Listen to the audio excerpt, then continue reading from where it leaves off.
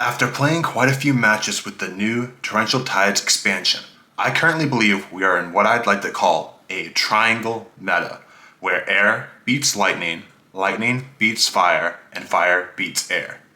In a previous video, I already covered one of the points of that triangle, which is lightning using Isabella Torres. So in this video, let's dive into another point of that triangle, which is mono air using Archive. Archive was one of the most popular casters upon base set release and continues to see a lot of play after the first expansion.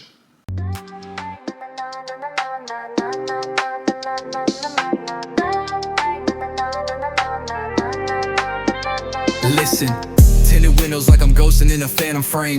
Engine ground like it's hungry, I don't fan the flame. In my previous Isabella Torres deck profile, I stated why I believe Lightning is one of the best decks in this current format. However, due to Isabella's playstyle being so control focused, your opponent can still execute on their strategy, and a lot of decks will actually take an early lead against Isabella before your Isabella deck is able to take full control of the board.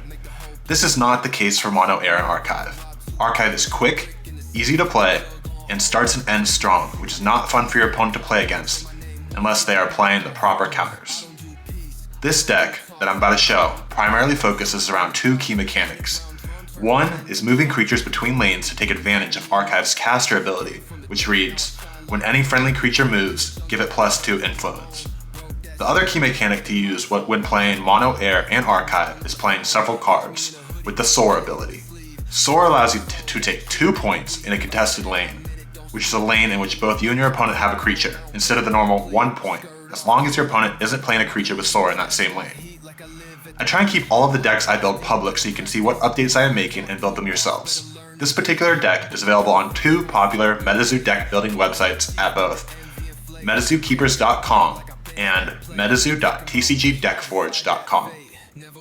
Now that is a lot of hype, so let's take a deep dive into why exactly this deck is so strong by going through each card in the deck.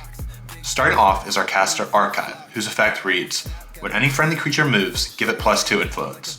While there are potentially other air casters that you could play instead of Archive in this build, this is an extremely powerful effect due to the amount of movement cards you play. Next, going over the 2 starting Terras, by playing just Air Aura instead of a 2 Aura deck, we are able to use 2 starter Air Terras to start the game, which is critical to the overall strategy of the deck and taking an early lead. The first starter Terra we are using is South Mountain Caves, which allows you and your opponent to both move a creature to its lane before the mission is resolved. This is an extremely strong mechanic for air decks, as there are a lot of cards in air that benefit from this movement, and it is almost always better for you as an air player to be able to move a creature than for your opponent to move a creature. The second starter Terra we are using is River Bluff's Mural. River Bluff's Mural allows each player to draw a card on mission resolution as long as they have 4 or less cards in their hand. Because of this, it is very important when playing this deck to dump as many cards as you can onto the field early so you can capitalize on the draw power that this Terra gives you every round. Next, we are playing 3 copies of the Terra Mothman statue in our deck. Mothman statue reads, when a creature moves to this lane, its owner gains 1 MP, or mission point. Terras are becoming increasingly important in this game, and so I always recommend playing at least 3 Terras in addition to your starter Terras to help eliminate other problematic Terras that your opponent may play. Weirdly enough, I don't think this Terra is super powerful, but I believe it is the best option out of the current air Terras to play in this deck and does offer some points utility to help accelerate our win. Next, we play 10 Air Aura, which is the maximum amount of aura allowed in the game, and there is no need for a secondary aura because we are only playing air cards in this deck. So starting off strong with our first creature is the Van Meter Visitor. This is a unique creature, which means you can only have 1 on your side of the field at a time. Otherwise, I would definitely play 3 copies of this card instead of the 2 I play here. Van Meter Visitor is packed with utility for 3 cost, and not only has Soar, but gets to move to an unresolved lane on mission resolution. A super cool play I like to do with Van Meter is to tap my South Mountain Caves lane, bring Van Meter over, and then use Van Meter's effect on mission resolution to move it to a different lane. This not only gives your South Mountain Caves lane a creature with Soar, allowing you to potentially take an additional point, but also gives Van Meter +4 influence in whatever lane you put it in due to Archive's caster ability and the fact that you moved Van Meter twice. Next, we have Goofus Bird. Goofus Bird gets +1 influence if another creature has Soar in a different lane, but is mostly beneficial because it also has the Soar ability. Next, Azabon Strategic Mastermind is a low-cost card that allows you to discover for another air equipment or creature card to add to your hand. Notice there's a theme here of playing low-cost cards because you want to take advantage of River Bluff's Mural as much as possible. Next, we have Furfur the Deceptive. This is a low-cost card with Soar. As mentioned earlier, Soar allows you to take additional points if you win the lane, which is very important as you want to try and win your games with this deck as fast as possible. Next, we have Bat Squatch, Engine Disruptor. This card can move to another lane with just the cost of an action. I love seeing this card in my opening hand because if you have South Mountain Caves on the field, it can potentially visit 3 different lanes during round 1 and take a bunch of early game points. Next is Rainbow Crow, Off to Aid. This card offers some easy additional movement for your deck. Moving on to Van Meter Visitor, Foul Flyer. This is the most costly card in your deck at a whopping 8 aura to play, and for good reason, as this is currently one of the most powerful creatures in the entire game, and does a good job of finishing the game off if your opponent manages to hang on long enough for you to play it. This creature not only has Soar, but also gets to move to an unresolved lane each time a lane is declared. This means that it can potentially visit all 4 lanes in a single round because it's not a once per turn effect like you would expect. Next we have Three-Legged Crow. Three-Legged Crow allows you to take a point each time a friendly creature moves on into its lane. I am usually not a fan of cards like this in MetaZoo that are point focused rather than utility focused, but it's hard not to include with the amount of movement you are playing in this deck.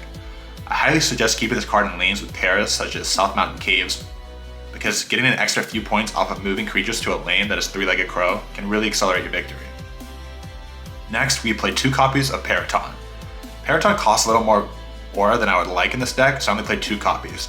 However, because it has Soar and the ability to move twice per round by paying 2 air aura, I find that the utility it offers is worth paying an additional little aura up front. The next card is Fancy Cape. It is important to note that this and the next card are equipment cards, which means that they only contribute influence and effects in the lane if there's a friendly creature present. One of your starter terras, River Bluff's Mural, also doesn't let you draw if you have a friendly equipment in that lane, so be careful not to play this card in that lane if you draw it early. Fancy Cape gets +4 influence if there's a creature in the lane that has Soar. Since we play a lot of creatures with Soar, being able to drop a 1-cost 5 influence card can definitely help you win lanes. Next is Tiny Glider. Tiny Glider is a 1-cost, 2-influence card that we really only play because it has Soar.